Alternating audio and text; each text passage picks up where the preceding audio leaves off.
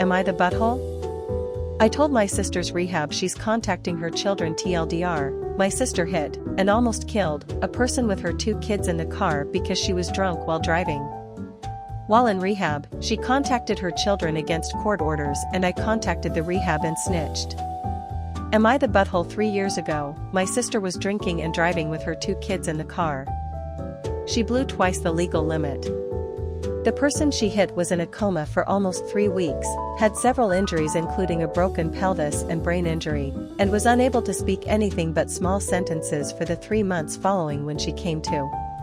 My sister went to jail and my husband and I took in her children, several questions asked. My sister has always made poor choices, from the company she keeps to the way she lives her life. We've always loved each other at a distance. Close, but not close. Anyway, she spent a few months in jail and then was put into a rehabilitation center. Part of her sentence was that she is unable to contact her children, and rightfully so in my opinion. As their caretaker, I could tell that they were extremely traumatized by the whole situation, on top of not being able to see or talk to their mother. I felt for her and them, but she made her bed. Back to the rehab center, she was given her phone back on certain days. Well, one of those days her kids happened to be at my cousin's house staying the night and come to find out, she called them, on FaceTime, no less, more than once. This made me upset because I knew I would have to handle the mommy questions all over again as well as the fact that she isn't allowed to contact them.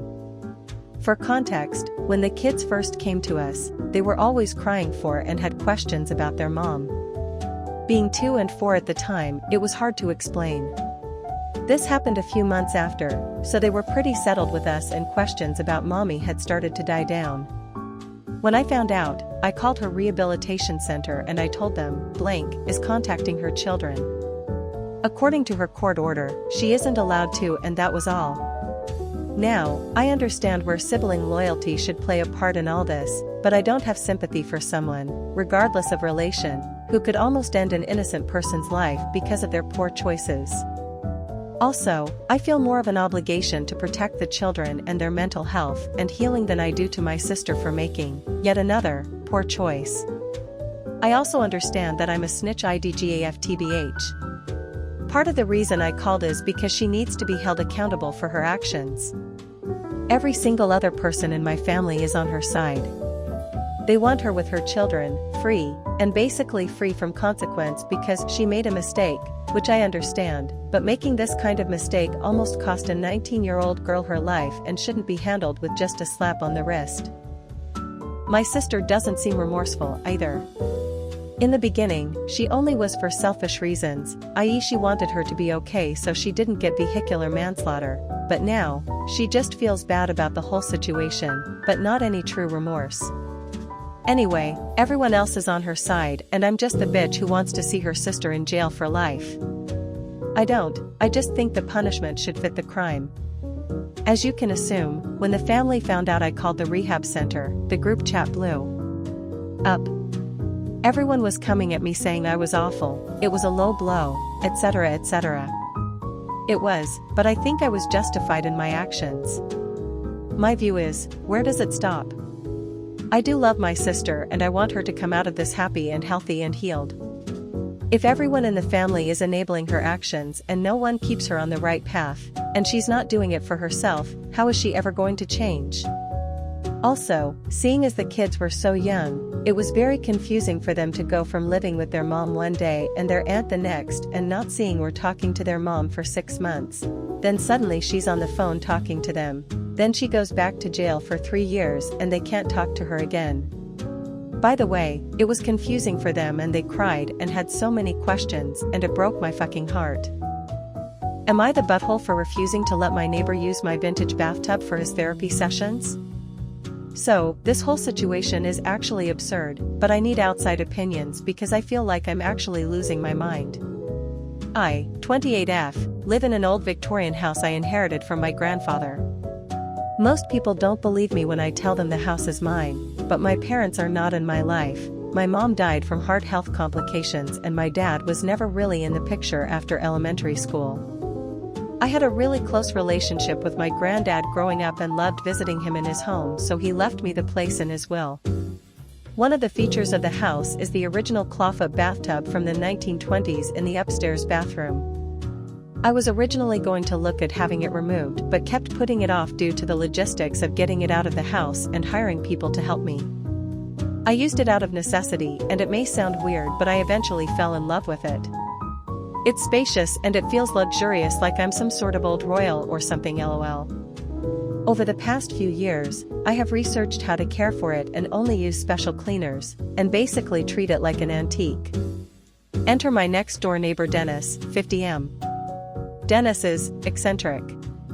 He's into all these weird health trends, like grounding his feet in buckets of dirt for electrical balance or drinking filtered water taken from our local pond because it has earth nutrients. I don't think he's a heavy drug user and doesn't have an actual mental disability, but he definitely has some mental issues.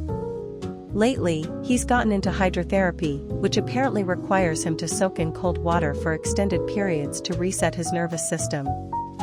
I don't really talk with him much, but will regrettably run into him every so often since he always sits out on his front porch or meanders around his lawn. 2 weeks ago, Dennis came over and, completely out of the blue, asked if he could use my bathtub for his hydrotherapy sessions. I thought he was joking, but no, he earnestly explained that my tub was the perfect energy conduit because it was pre-industrial revolution and untainted by modern manufacturing processes. I told him no, obviously.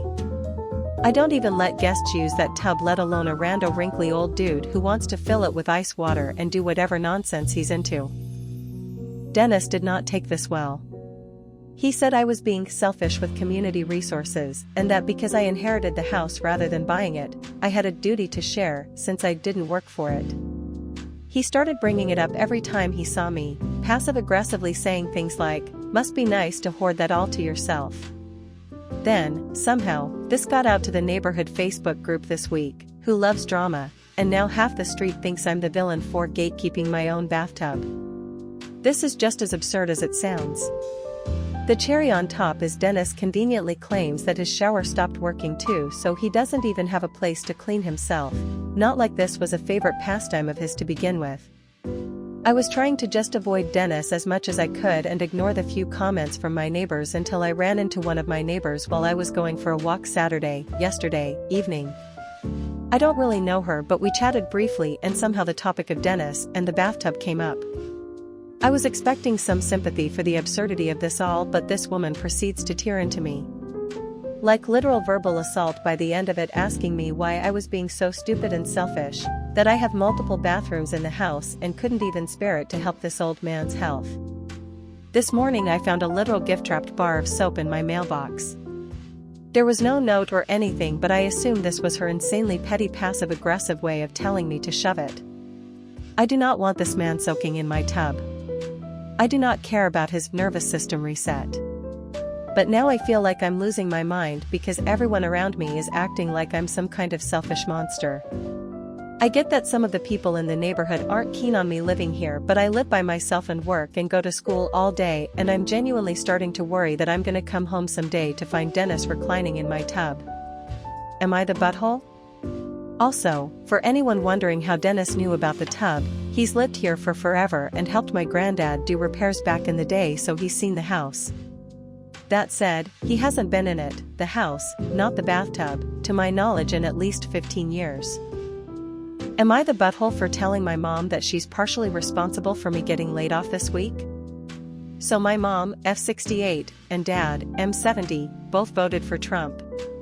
It's a major point of contention between us as I, F38, believe him to be evil incarnate and a weak, dementia-addled geriatric who has no business leading anyone, much less an entire country.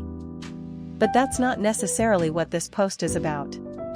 I work in the education tech sector, and on Friday my entire team and I were laid off as a result of the dismantling of the Department of Education. Super fun and not at all terrible. She was grilling me about finding a new job, what I was doing to find one, the kind of places I was applying to, etc. Note, it's been less than 24 hours since I was laid off, and I blew up at her and essentially said, you know what? I need to be left alone. You voted for this. Thank you. She then called my sister, who is a raging liberal while I tend to fall left of center, and cried to her over the phone about how both of us think she's a bad person just because of how she voted. The truth of the matter is that, while I don't necessarily think she's a bad person at her core, I do believe her to be deeply misinformed and willfully ignorant. She's also a blind follower of my father, who I'm not convinced isn't actually kind of a shit human. My sister backed me up, thank God for sisterhood, and essentially said that she was entitled to her opinions but that we were also entitled to call her out when she was wrong or when we disagreed with her, especially when her opinions hurt other people. She then said that she wasn't sure when she'd ever call me again, which honestly, I'm kind of okay with. But I want to make sure I'm not throwing away a relationship with my mother over nothing. Blood relations don't mean much to me. I'm definitely a found family person, but she's still my mom, you know? I gave up on my dad a long time ago, so losing him means little to nothing to me. TLDR, lost my job due to lack of funding as a result of the Department of Education being dismantled. Mom voted for Trump, and I essentially told her she voted for everything that's going on right now, including my unemployment.